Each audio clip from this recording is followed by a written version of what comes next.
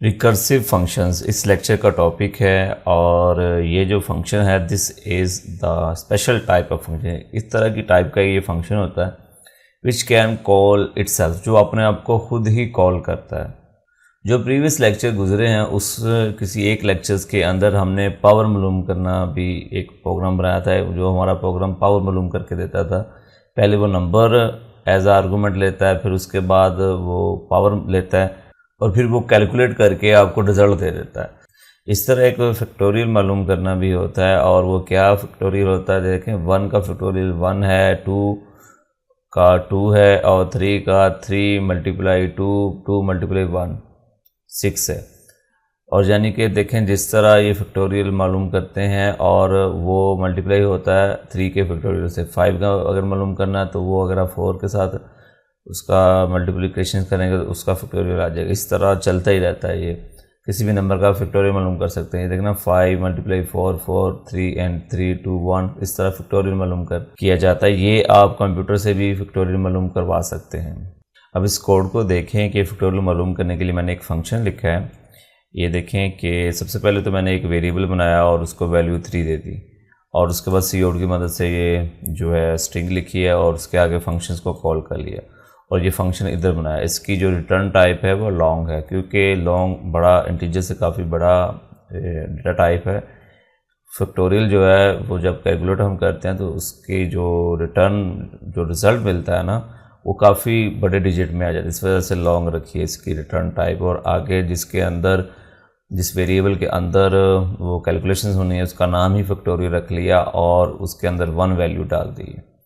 ये एक वेरिएबल बनाया इसकी ब्रैकेट के अंदर n, ये हम इसके अंदर इस्तेमाल करेंगे। फिर इसके अंदर हमने लूप इस्तेमाल की है, लूप के अंदर ही एक वेरिएबल बनाया i और उसको 1 वैल्यू दे दिया। जब तक i जो है वो छोटा है या इक्वल है किसके, n के, n वो जो यूज़र देगा। जो ये देखें यहाँ से हमने इसको x पास कर रहे हैं, ये कॉल बाय वैल्यू है क्योंकि ये 3 की कॉपी इसको मिलेगी और ये वाला जो 3 इसके अंदर जो होगा वो इस n को मिल जाएगा और यहाँ पर 3 आ जाएगा। तो ये लूप हमारी फिर 3 बार चलेगी और जितनी बार चलेगी तो होगा क्या, ये इंक्रीमेंट आगे है, बार बार वो i की वैल्यू बढ़ती रहेगी। और ये जो हमने वेरिएबल बनाया ये कंपाउंड स्टेटमेंट है। कंपाउंड मीन क्या है कि ये इक्वल है, ये फैक्टोरियल फिर आगे फैक्टोरियल मल्टीप्लाई i, तो आप उसको शॉर्ट फॉर्म इस तरह मैंने लिखा हुआ है। पिछले लेक्चर्स में बताया था कंपाउंड जो स्टेटमेंट क्या है। जब सारी कैलकुलेशन हो जाएगी लूप से जब बाहर आएगा तो फिर ये वाली स्टेटमेंट चलेगी और ये जो हमारा रिजल्ट होगा वो इसमें स्टोर हो जाएगा। लूप चलने से फैक्टोरियल मालूम हो जाएगा क्योंकि वो मल्टीप्लाई इसके साथ हो रहा है ना।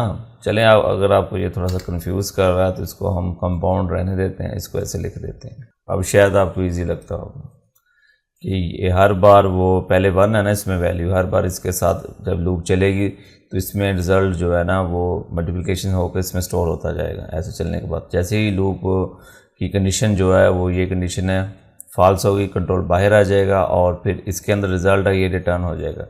तो अब देखें कि क्योंकि ये हमारा फंक्शन वैल्यू रिटर्न कर रहा है लॉन्ग की शक्ल में, तो ये होगा कि यहाँ पर वो रिज़ल्ट जो है वो प्रिंट हो जाएगा।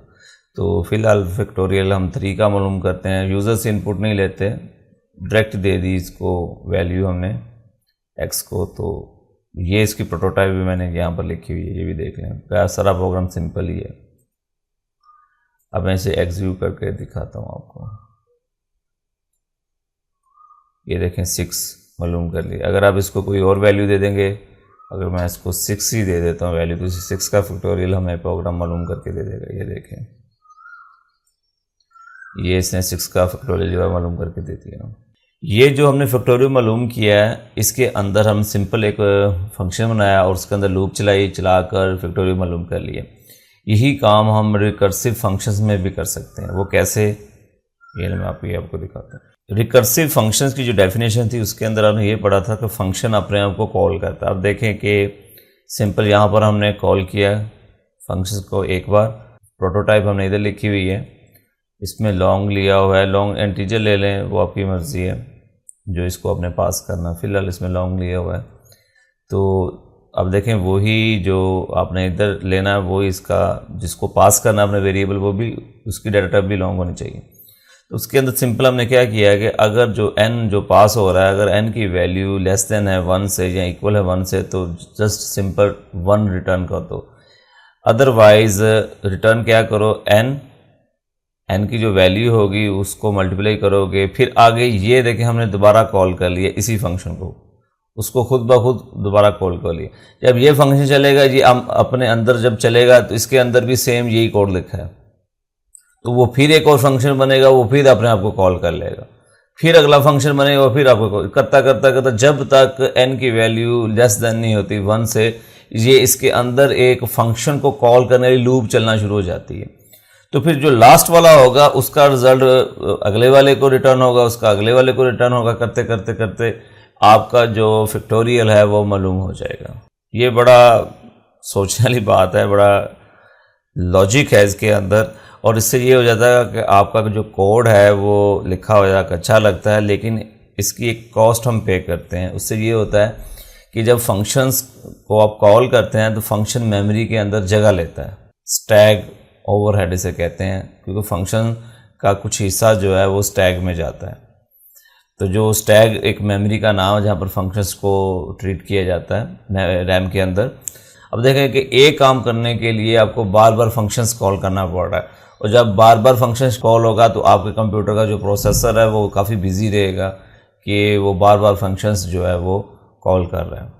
अगर आपने इफ़ के बाद एक सिंगल स्टेटमेंट लिखनी होती है तो फिर कर्ली ब्रेस हम इस्तेमाल नहीं करते, अगर सिर्फ एक सिंगल स्टेटमेंट लिखनी हो। अगर अदरवाइज़ अगर ऐसा नहीं है, एक से ज़्यादा स्टेटमेंट लिखनी है, तो फिर कर्ली ब्रेस इस्तेमाल करना पड़ता है। आप इफ़ की कर्ली ब्रेस इस्तेमाल कर सकते हैं, लेकिन मैंने इसमें नहीं की, क्योंकि एक सिंगल इसके बाद हम दे रहे हैं, तो फिर वो कर्ली ब्रेस लिखने की ज़रूरत नहीं है। अगर आप एल्स वाले हिस्से में ज़्यादा स्टेटमेंट लिखना चाहते हैं, उसमें एक स्टेटमेंट लिखिए। इफ़ अगर ट्रू है तो फिर भी एक स्टेटमेंट ये वाली चीज़ सिर्फ चलेगी, अगर ये नहीं ट्रू तो फिर ये वाली चलेगी। अब ये देखें कि हमने यहाँ पर इसे कॉल किया, जब ये कॉल होगा तो ये वाली जो बॉडी होगी ये बन जाएगी मेमोरी में, और जब ये यहाँ तक स्टेटमेंट आएगी तो अब देखें फिर ये अपने आप को कॉल कर रहा है इधर फिर इस तरह इसकी बॉडी बन जाएगी। फिर जब उसकी स्टेटमेंट ये वाली यही चलेगी तो फिर यहाँ पर कॉल कर रहा है, फिर आगे इस तरह आगे कॉल हो जाएगा, यही फंक्शन अपने आप को कॉल किए जा रहा है, फिर आगे इसी तरह, फिर आगे इसी तरह, फिर ये इस तरह बार बार अपने आप को कॉल करेगा ये, क्योंकि फिर जो लास्ट वाला होगा वो जब रिज़ल्ट रिटर्न करेगा वो इस फंक्शन को, ये आगे इस फंक्शन को, फिर आगे इस फंक्शन को, और फिर भी इधर जो ना वो रिटर्न होकर लास्ट वाला जो रिज़ल्ट है वो फैक्टोरियल मालूम करके जो भी फैक्टोरियल का रिज़ल्ट होगा वो इधर आ जाएगा। इससे जो आपको प्रॉब्लम आती है वो मेमोरी ओवरहेड है। देयर में आल्सो भी स्टैकिंग ओवरहेड। स्टैकिंग ओवरहेड भी क्या है कि जहाँ पर फंक्शंस को डील किया जाता है मेमोरी में, एक ऐसी जगह जहाँ पर स्टैक, वो आगे कभी डिटेल में देखेंगे। As lot of functions call on made, ज़्यादा फंक्शंस को फिर आपको कॉल करना पड़ता है। एलिगेंट कहते हैं शानदार नफीस कोई काम करना। अगर आप चाहते हैं कोई नफीस सा काम करना तब आप एलिगेंट कोड के लिए ऐसा कर सकते हैं, या अगर आप चाहते हैं कि आपका कोड बड़ी स्पीड से चले, एफिशिएंट कोड चले, तो वो बिना फंक्शंस कॉल के ज़्यादा हमारा कोड एफिशिएंट चलता है लूप की मदद से। तो ये अब आप पर डिपेंड करता है कि आपको दोनों में से कौन सी चीज़ चाहिए। ये इसके कुछ टिप्स हैं। हेडर फाइल जो होती है वो एक नाइस मैकेनिज़्म है जिसमें आप फंक्शंस की प्रोटोटाइप्स आप रख कर सेव कर सकते हैं, और अगर आप डिफाइन की मदद से कोई कांस्टेंट बनाते हैं तो वो भी आप उस एक सिंगल फाइल में रख सकते हैं एज ए हेडर फाइल जो होती है। आपने जो आइडेंटिफायर है वो उसके आपने 3 स्कोप देखे हैं। पहला जो स्कोप है वो ग्लोबल स्कोप है जो हमने वो मेन के ऊपर बनाया था। उसके बाद अगर आप किसी वेरिएबल को, आइडेंटिफायर को फंक्शंस के अंदर बनाते हैं तो फंक्शन लेवल स्कोप हो जाता है, या अगर आप किसी ब्लॉक के अंदर बनाते हैं, वो जिस तरह मैंने ब्लॉक के अंदर वाई बनाया था तो उसे ब्लॉक लेवल स्कोप कहेंगे। फंक्शन जो है वो 2 तरह का है, कॉल बाय वैल्यू है और जो कॉल बाय रेफरेंस है ये तब आप इस्तेमाल करें जब इसकी ज़रूरत हो। अनलेस का मतलब जब तक ना देयर इज़ अ नीड, जब तक आपको इसकी ज़रूरत ना हो तब तक आप कॉल बाय रेफरेंस जो है वो ना इस्तेमाल करें, कॉल बाय वैल्यू ही इस्तेमाल करें। Apply the recursive functions where there is a repetitive patterns, elegance is required. Elegance का मतलब नफीस कोड, जब कोई कहता है कि कोड अच्छा होना चाहिए तो तब आप रिकर्सिव जो फंक्शंस है वो इस्तेमाल करें। अगर आपको कोई रिसोर्सेज प्रॉब्लम नहीं है, and there is no resources problem. अगर आपको रिसोर्सेज प्रॉब्लम नहीं है तब आप रिकर्सिव जो फंक्शंस हैं वो आप इस्तेमाल कर सकते हैं। अदरवाइज़ ये जब आप चलाते हैं कोड अच्छा लगता है, लेकिन इसके अंदर फिर बहुत सारे जो फंक्शंस होते हैं वो अपने आप को कॉल करते हैं। और ये जो फंक्शन होता है इसके दो हिस्से होते हैं। एक हिस्से को कहते हैं बेस केस, जब तक वो हमने लिखा हुआ था जब तक n की वैल्यू जो है वो लेस देन और इक्वल नहीं है 1 के, तो वो उसका क्या है बेस हिस्सा। और ये जो बेस हिस्सा होता है ये इंडिकेट ज़ाहिर करता है कब फंक्शन जो है वो टर्मिनेट होगा, ख़त्म होगा। और जो दूसरा जो हिस्सा होता है इस फंक्शंस का वो रिकर्सिवली यानी कि अपने आप को कॉल करता है।